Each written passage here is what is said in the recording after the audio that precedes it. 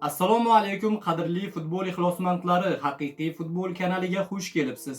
Bugun biz sizlarga eng qiziqarli va muhim bo'lgan yangiliklarni taqdim etishga harakat qilamiz. Albatta videoga like va podpisatsiya tugmasini bosib qo'yishni unutmang. Biz esa videoni boshladik.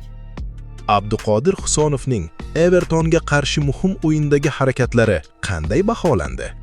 Angliya Premyer Ligasining 35-turi doirasida Everton o'z maydonida musobaqa g'olibligi uchun kurashayotgan Manchester Cityni qabul qildi. Bellashuv 3-3 hisobida yakunlandi. Ushbu bahsda O'zbekiston terma jamoasi himoyachisi Abduqodir Husonov shaharliklar asosiy tarkibida maydonga tushib, to'liq 90 daqiqa harakat qildi. Husonov o'yin davomida 80 marta to'p bilan muomala qildi. Himoyachi jami 62 ta uzatmaning 58 tasini aniq amalga oshirdi. 94% aniqlik. SofaScore portali Abduqodirning harakatlarini 6.6 ball bilan baholadi.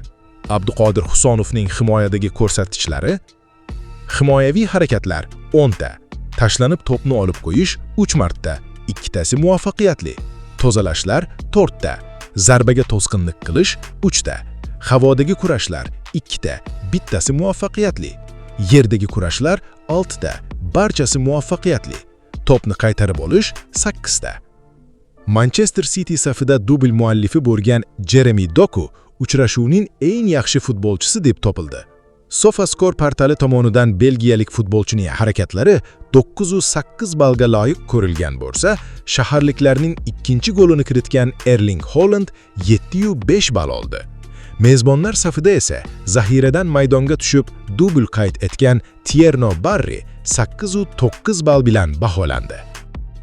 Guardiola Evertonga qarshi o'yindan so'ng nimalar dedi? Angliya Premyer Ligasi chempionligi uchun kurashayotgan Manchester City 35-tur doirasida Evertonga qarshi bahs olib borib, 3-3 hisobida durang qayd etdi.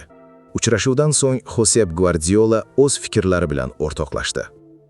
Mag'lub bo'lishdan ko'ra bir ochko olganimiz yaxshi, lekin bu o'yinda g'alaba qozonishimiz kerak edi. Raqib juda agressiv ekanini bilardik.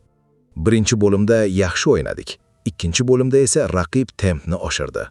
Vaziyat biz uchun yomon emas edi, lekin birinchi taymdagiday intilish yetishmadi. Birinchi golni o'z xatomiz sabab o'tkazib yubordik. Keyin ular standart vaziyatlarda juda kuchli ekanini ko'rsatishdi. O'yin hujumlarga boy o'tdi va bizda ham imkoniyatlar bo'ldi. Uchinchi gol juda chiroyli bo'ldi va bir ochko olib keldi. Bu o'yindan oldin hamma narsa o'z qo'limizda edi. Endi esa yo'q. Endi Brentfordga tayyorlanamiz va nima bo'lishini ko'ramiz, dedi Guardiola.